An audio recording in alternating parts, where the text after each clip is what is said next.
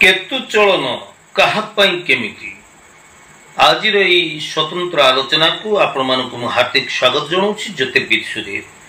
प्रिय दर्शक बंधु, आसंता 29 मे 2025 रिख रात्र 1:18 समय केतु ग्रह महाग्रह उत्तरा फाल्गुनी नक्षत्र सिंह राशि को संचार होगा जाउछंती।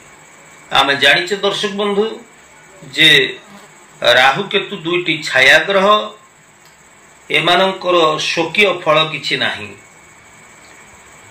राहु शनिवत फल प्रदान करती, केतु मंगलवत फल प्रदान करती। ग्रह जगत रे जो दुईटी छाया ग्रह रहिचंती एमाने जीवन रे अचानक परिवर्तन आनी दी थांती।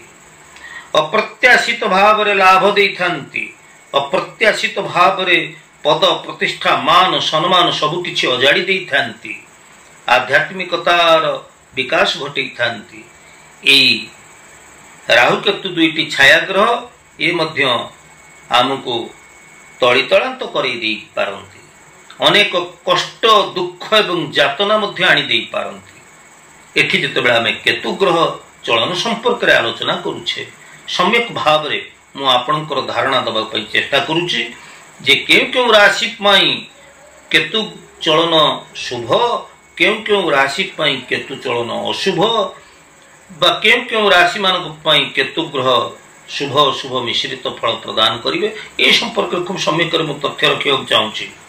मिथुन राशि, तुला राशि, बिच्छा राशि एवं मीन राशि। आउ थरे कहूची, नोट करंतु।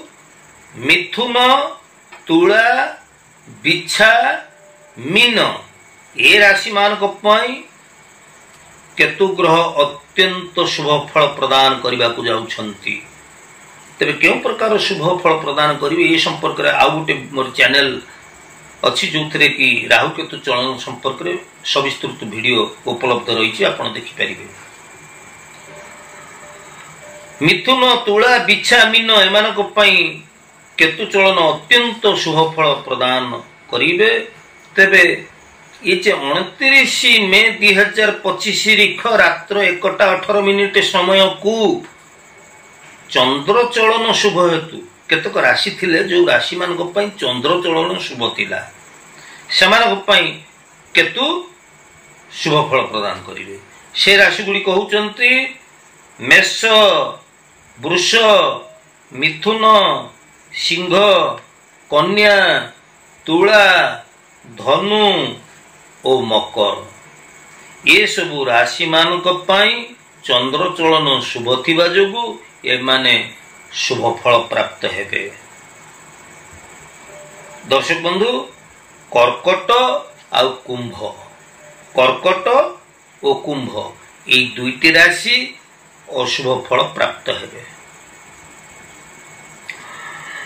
आपण माने जानि सारिबेनी जे केउ राशि पई केतु चलन शुभ रहिछि, केउ मानक पई अशुभ रहिछि, आपण बुझी सारिबेनी। तबे एबे आपण मानक मनर प्रश्न आसुतिबो, जदि मो राशि पई केतु चलन अशुभ रहिछि, जेमति कि हमर कर्कट कुंभ राशि पई केतु ग्रह चलन रे अशुभ रहिचंती, तेणु एपरि क्षेत्र रे कर्कट कुंभ राशि व्यक्ति माने कि प्रकार प्रतिकार करि परिबे।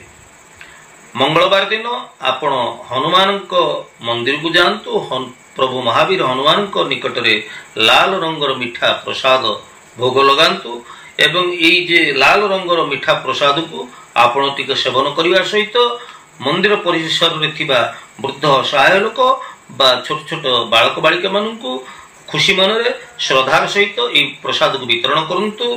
हनुमान शरणापन्न होंतु। निश्चित भाव में आपणकर केतु महाग्रह अनुकूल अवस्था रहिबे।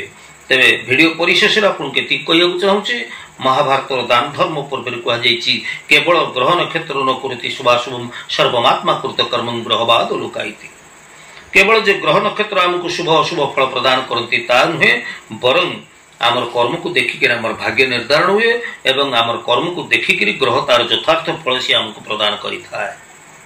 तेणु आमे सदाचार रहिबा, सत्कर्म करिबा, ईश्वर विश्वास रखिबा एवं निष्ठापर और दृढ़तार सहित आम कर्म जदि सत्कर्म कर चलिबा ओ ठीक कर्म करिबा ताले केतु ग्रह जिते अशुभ स्थित से आमको शुभ फल दवाई बाध्य ना आपण कौन भावुं दर्शक आज उपस्थापना आपको केमती लगे आपंकर सुचिंतित मतामत अपेक्षा मु ज्योतिर्विद सुधीर जय जगन्नाथ।